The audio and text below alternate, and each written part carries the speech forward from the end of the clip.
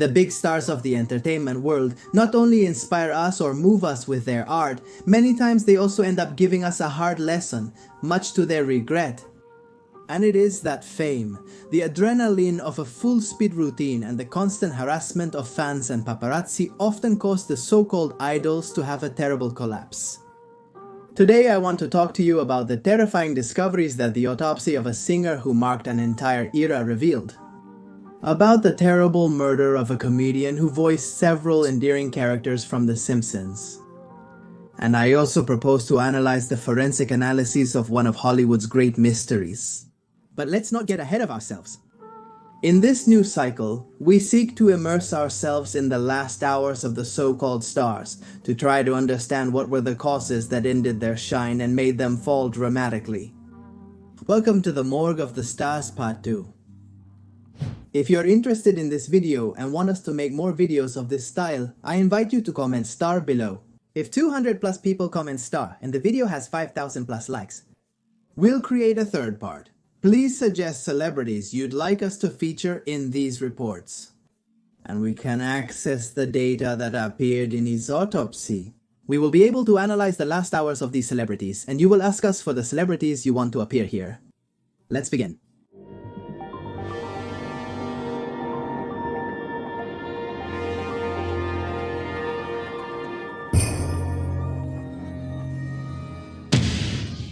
Throughout her life, this woman won 8 Grammy Awards, 16 Billboard Music Awards, 2 Emmy Awards, and 28 Guinness World Records. And all before the age of 50. That's why it's not surprising that journalists kept a close eye on her. Whitney Houston had a huge number of fans, and a note with her face could mean thousands and thousands of copies sold. However, recently, cameras followed her to feed the public's morbid curiosity. It was public knowledge that Whitney was not going through a good phase, that her multiple entries and exits from detoxification centers were not yielding entirely positive results. And what was once an envied appearance now showed the symptoms of neglect. Despite the rumors that sought to unscrupulously harm her, the artist adhered to her schedule, and in February 2012 she checked into a luxurious hotel. She had been invited to the Grammy party, and although she was not going to have a leading role, it was an event in which she was held in very high esteem. However, she would never get to experience the celebration.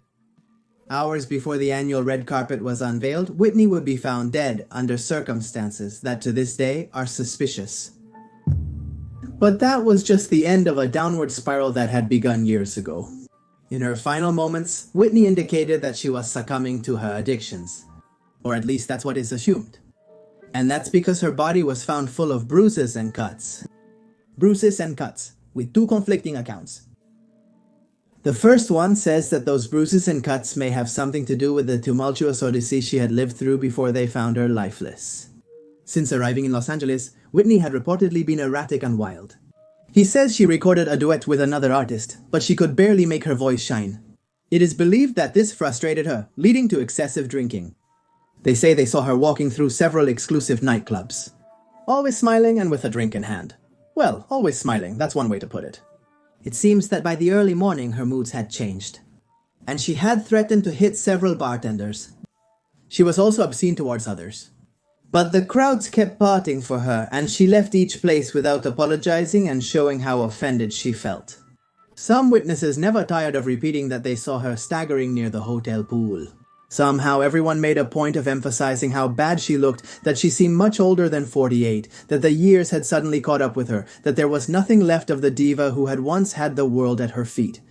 The quick media realized how much the unflattering photos of the woman sold, and they made sure to bombard the population with headlines that feigned concern for the physical and mental health of the renowned artist. The eagerly awaited pre-Grammy party was scheduled for February 11th, 2012.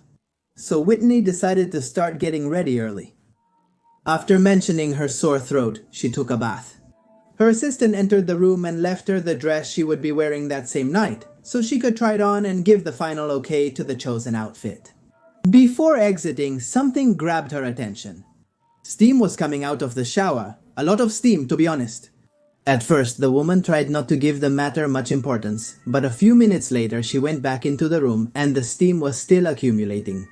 Frightened, the assistant phoned Whitney. Getting no response, she went to the bathroom, where she found the woman floating in very hot water. There were even parts of her back that were glowing red from burns. Plus, she wasn't breathing. Tears were shed for her that night in the fields, and the veil of mystery began to cover everything. The question began to be whispered from the first second. What had happened to Whitney in the chaos that seemed to have reigned in her last days was the key to understanding everything. The information that had been spread did not seem to leave room for doubt.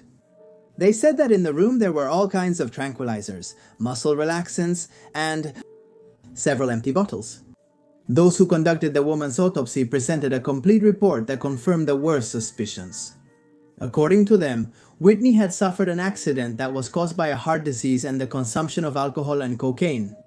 It was simultaneously known that this last substance had broken her septum, causing an infection and a consequent hole in it. Cocaine is a stimulant substance, and its greatest effect is by facilitating the release of dopamine. At the same time, it inhibits its reuptake in the synapses of the pathways that work with this neurotransmitter, so it facilitates all behaviors, emotions, and sensations mediated by it. It also increases the release and inhibits the reuptake of norepinephrine and serotonin, thus adding behavioral effects typical of these.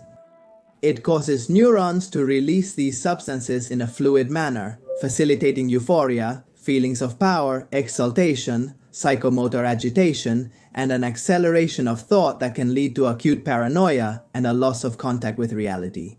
Despite the initial euphoric effects, cocaine use carries numerous adverse effects. Cocaine generates extreme anxiety, hallucinations, and contributes to the onset of psychotic disorders. The dilation of blood vessels leads to high blood pressure and cardiovascular damage, increasing the risk of heart attacks and strokes. Chronic use triggers respiratory problems, kidney and liver damage, as well as neurological disorders. The risk of seizures and negative effects on cognition and memory is also significant. In addition, cocaine use causes eating disorders and decreased appetite. Over time, adverse effects can become more severe and permanent. But not only that, it was also discovered that Whitney had almost none of her teeth and used a prosthesis at her young age. Relatives explained that the situation was due to her excessive use of crack at a certain age in her life had caused the singer to lose her teeth. An ex-sister-in-law claimed that Whitney spent entire days locked up consuming drugs. Weeks in which she also lost her prosthetics, which had to be replaced over and over again. Even so, despite how destructive crack had been for her, Whitney had not been able to quit easily, having to be admitted several times with not entirely positive results. Crack originated in the 1980s in the United States, and its popularity has spread to many other regions of the world. It is produced by mixing cocaine hydrochloride with baking soda and water, and then it is heated to form small crystals that are smoked in metal glass pipes. It gets its name from the sound it makes when it is heated and breaks. The effects of crack are felt almost immediately and can last only a few minutes, leading people into a dangerous cycle of compulsive use and addiction. These include intense euphoria, increased energy and confidence, decreased appetite, increased agitation. And its risks and effects are from a physical standpoint. Smoking crack can cause serious damage to the lungs, heart, and blood vessels, leading to serious respiratory, cardiovascular, and neurological problems. Moreover, this drug leads to digestive issues, sexual dysfunction, insomnia, and weakening of the immune system. The mental impact of crack is also significant. Its prolonged use can cause psychiatric problems such as anxiety, depression, paranoia, psychosis, and mood disorders.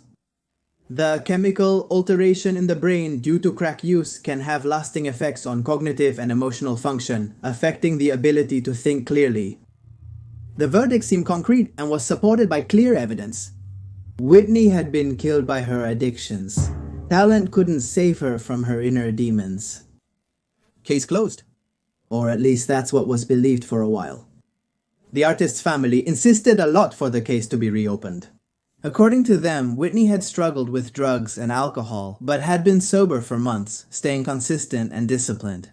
In fact, an investigator hired by the family mentioned that all the testimonies seemed staged, to create a coherent narrative that ended up blaming Whitney herself for what had happened to her. He also mentioned that there were injuries on the star's body that did not match with a fall in the bathtub. Finally, he emphasized that there were signs in the room that someone had been with Whitney, and there was talk of several punctures that they believe could have been injected to make her dizzy and subdue her. The official version claims that the visible injuries Whitney sustained were from misadventures at bars, and this is indeed true. It is also true that there are punctures. Again, there is an explanation. From the official version, they say that she herself used to prick so much both to relax and to get mood boosts. The lawyer, who represents the part of the family that is convinced that Houston was murdered, mentions as a not minor fact that some of the woman's documents disappeared, and that those who had manipulated the information were aware that if they staged an overdose scene, everyone would believe it just out of pure prejudice. If Whitney's body is exhumed at some point, perhaps new revelations will come to light. In the meantime, they say the best way to honor her is by playing one of those records where her voice continues and will continue to sound. The protagonist of our next spot also had a very particular voice. Only his voice shone, not for his singing skills, but for bringing to life several emblematic characters from The Simpsons. He is Phil Hartman. And perhaps you remember him from series like Saturday Night Live, from movies like Jingle All the Way with Schwarzenegger, or from Small Soldiers, directed by Joe Dante, who created the famous Gremlins. Perhaps you also remember him for creating the iconic Pee Wee Herman. Although it's more likely that if you watch The Simpsons in the original language, you remember him for voicing characters like Troy McClure, the egotistical actor who always boasted about his many film roles. In parallel, Phil's life was also a movie-like life, one that started with promises of a happy ending but ended like a horror movie, especially considering his brutal ending. Phil started his career almost by chance when he made an intervention in an improvised show by other artists, which made him realize how much he enjoyed being on stage. In addition, in a short time, he was able to confirm that it was not only about his well-being on stage, he also had a good time. People had talent to make others laugh. Until that moment, he made a living as a graphic designer, but nothing would be the same again. After discovering his talents for writing scripts and creating characters, Phil would quickly climb the ranks, and in 1986, the creator of Saturday Night Live would sign him as part of his frontline comedy team. The man was at the peak of his budding career, while also experiencing a great personal moment. After 2 failed marriages in 1987, he would meet Brittany, a model and aspiring actress whom he would soon name as the love of his life. He was far from imagining that this relationship would lead him to the grave. Phil and Bryn had children, and from the outside, everyone saw a happy and prosperous family. But inside, things were not the same. Inside, Phil's life began to turn into a real torment. Bryn felt that Phil was not helping her enough to become famous too. She said she made great sacrifices for his career, which he didn't reciprocate as expected. The couple's feelings of disconnect intensified, leading them to discuss divorce multiple times. While Phil continued to receive awards and make the top list of the most comedic artists, Bryn continued to harbor resentment, and weapons. According to her, her husband's fans were all crazy and they needed to be prepared to defend themselves if something happened. Bryn had always had a strong character and had been temperamental, but things had worsened considerably over the last decades. Because of her addictions, the woman ingested large doses of cocaine, to which she added large amounts of alcohol. Cocaine addicts frequently admit to consuming large quantities of alcohol simultaneously. The combination of both substances causes greater intoxication in the body than if they are consumed separately. Thus, mixing alcohol and cocaine causes a greater and more prolonged feeling of euphoria, greater disinhibition at the behavioral level of aggression and sexual behavior, greater toxicity in the central nervous system, greater cardiovascular toxicity. The liver is responsible for metabolizing everything we ingest. When mixing alcohol and cocaine, the liver produces a metabolite called cocaethylene, which is distributed to different organs, ultimately reaching the brain. Once there, it acts like the cocaine molecule. In fact, it has a similar structure, but with some substantial differences. As a result, the euphoric effects of pleasure and reward derived from cocaethylene are more potent than if only cocaine is consumed. In turn, the risks of mixing alcohol and cocaine in the medium and long term also increase compared to the consumption of the drug separately. Despite Bryn's multiple hospitalizations, her relapses were imminent, and the violence with which she treated her husband and children increased day by day. The highest point of that escalation came on May 28, 1998. That night, Bryn had dinner with a friend. At dinner, she expressed her wish to repair her relationship with Phil. But the drinks and cocaine started to parade in front of her, and when she got home, chaos broke out again. As usual, Phil chose to leave her talking alone. All the talkative and insightful she was on screen disappeared within her four walls, where she preferred silence as a weapon of battle. Bryn watched him go as she breathed heavily and demanded that he not turn his back on her. Phil lay down, covered himself, and turned around, showing that he was not willing to back down in his determination. Perhaps he wanted to preserve the children who were sleeping in the other part of the house and had not woken up. We don't know.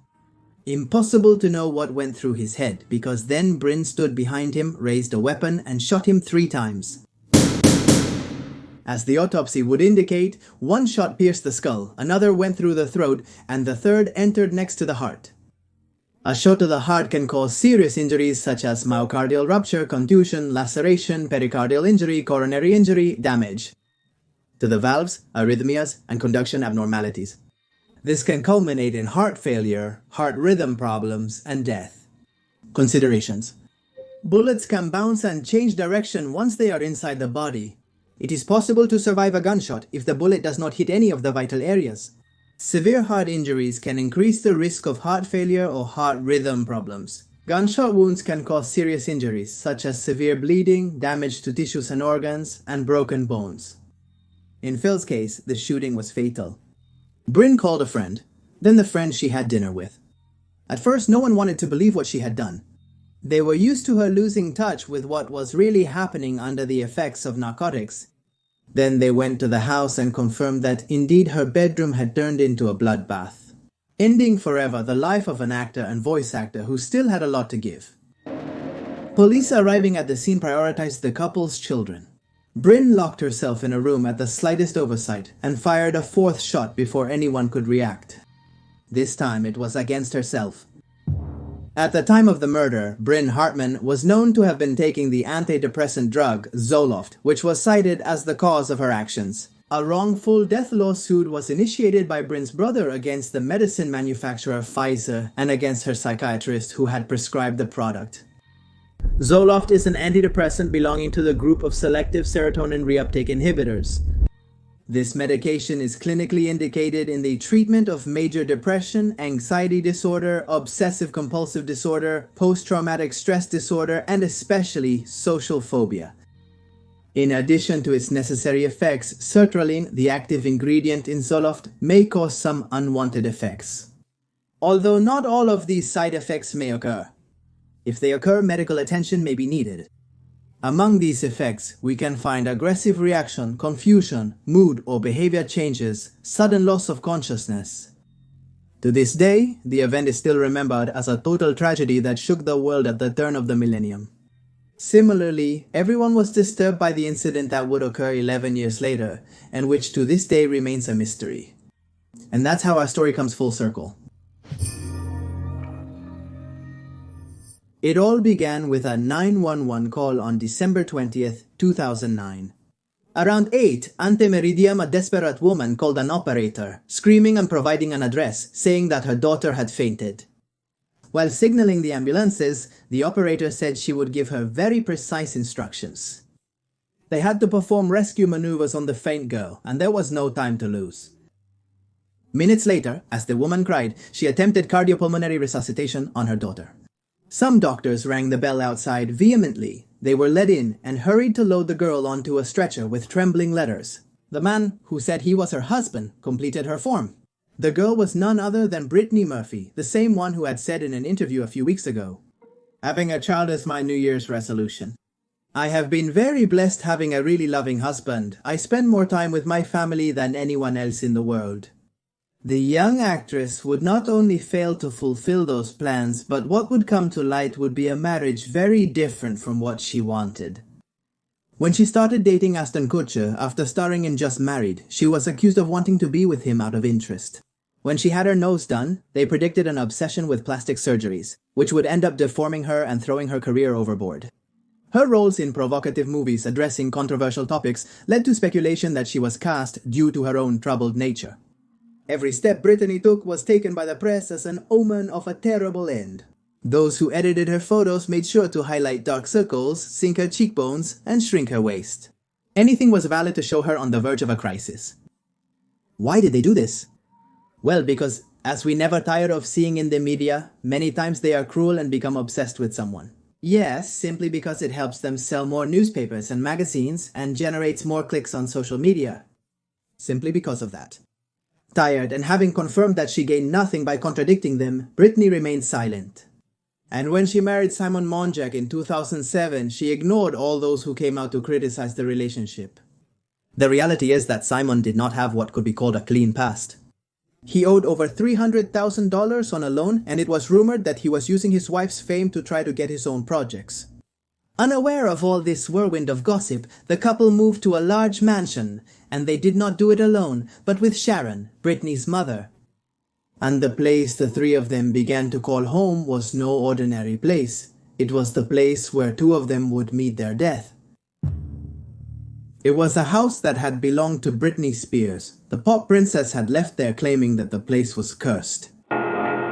She claimed to have experienced multiple paranormal events within those walls. The doctors who arrived at that house after the call to 911 tried to resuscitate Brittany. 32, had collapsed in the bathroom for no apparent reason, according to her husband. Was it in vain? She was taken to Siddharth Medical Center, Sinai, where she passed away at 10:04 after going into cardiac arrest. How could it be that a girl who was at the height of her career and projecting a great future for herself and her family found death so suddenly? Obviously, there were those who wanted to take advantage of the situation and rejoiced, declaring that they had always been right. Surely it was all due to substance abuse. However, in February 2010, the Los Angeles County Coroner's Office reaffirmed that Murphy's death was the result of untreated pneumonia exacerbated by her iron deficiency. Pneumonia is a lung infection that can be caused by inhaling germs such as bacteria, viruses, or fungi. Working in places with dust, fumes, or chemicals, being near animals like poultry, having a weakened immune system, having other chronic diseases such as chronic obstructive pulmonary disease, asthma, or cystic fibrosis. The complications of pneumonia can be bacteremia, which is when bacteria enter the bloodstream. Lung abscesses, which are accumulations of pus in the lungs, pleural disorders that affect the tissue covering the lungs, kidney failure, respiratory failure. In addition, Brittany's pneumonia was combined with anemia and poisoning from prescription and over-the-counter drugs. No other types of drugs were found in her body. Oddly, her blood showed an abnormal concentration of various heavy and toxic metals. But no one paid much attention to that detail until sometime later. Anyway, the verdict was accidental death. Simon quickly declared that Warner Brothers Studios were responsible for Brittany's death.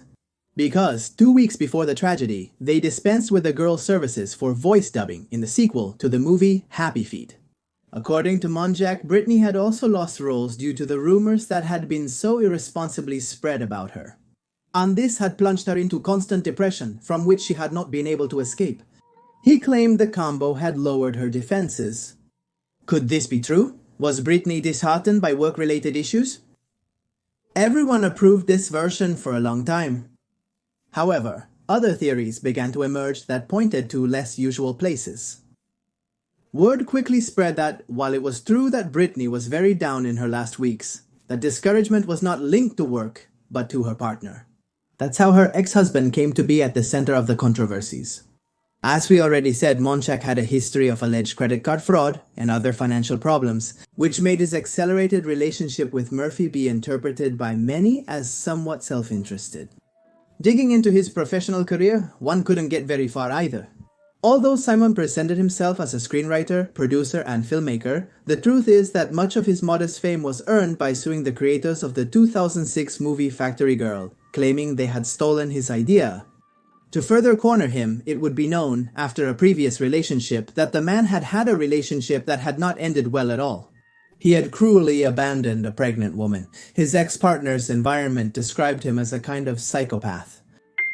The subject became more and more mired when he and Sharon, who were believed to be manipulated, tried to launch the Brittany Murphy Foundation with a charity event. An event that was suspended when it transpired that Simon was charging a $1,000 donation to all those interested in attending, even without having finished the paperwork. To be able to do that, was he going to scam a bunch of strangers using the name of his dead wife? Was he that unscrupulous? Did he take Brittany's life? The show business atmosphere was turning Simon into its #1 enemy when what no one expected happened. On May 23, a 911 operator received another call from that same house they had called just under 5 months ago. It was Sharon again. This time she was screaming that she had found Monjack passed out in the master bedroom. The man was pronounced dead at 21:45 that day. Yes, and that's not all. The coroner's report found that the cause of death had been acute pneumonia and severe anemia. The fact that he and Brittany died from the same medical issues and within a short time frame of each other caused more speculation and made the theories start to branch out frantically. Without further ado, Sharon Murphy told investigators that she shared a bed with her widowed son-in-law even though they were not in a relationship. To that bizarre fact, another equally strange one was added. Soon there was talk that it could all be due to a very particular poisoning. Given that Murphy and Monjack died, not only from similar causes, but in the same place, suspicion began to arise about something they could have been exposed to. This is how the investigative line emerged that speaks of a toxic mold that would have grown in the actress's house and would have poisoned her and her partner.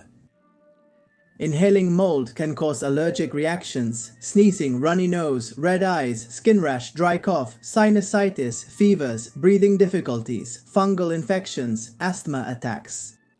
Everything that happened around the mold was contradictory. Sharon and the coroner never agreed on the versions, and each blamed the other for lying. The questions were many. A chronic weakness and exposure to something for which he had no defenses. Is that what ended Brittany? But what was even stranger, why did it end with Brittany and her husband, but it did nothing to Sharon? Motivated by this concern, in 2013, Brittany's father released the results of an external lab report suggesting his daughter's death.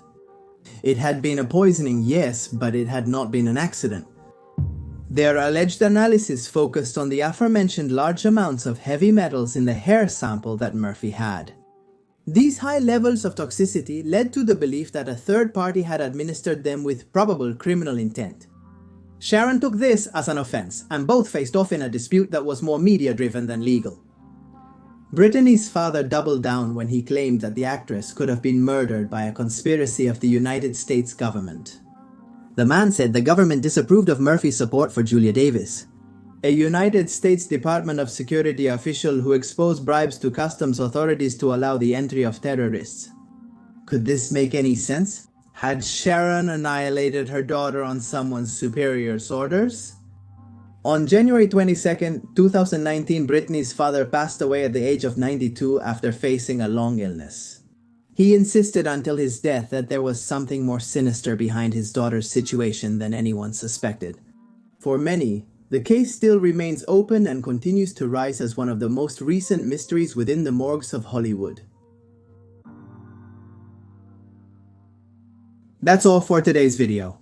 I hope you found the celebrity compilations we chose for today interesting. If you did, comment stars below. I also invite you to suggest possible celebrities if you're up for it, for whom we can read the autopsy reports.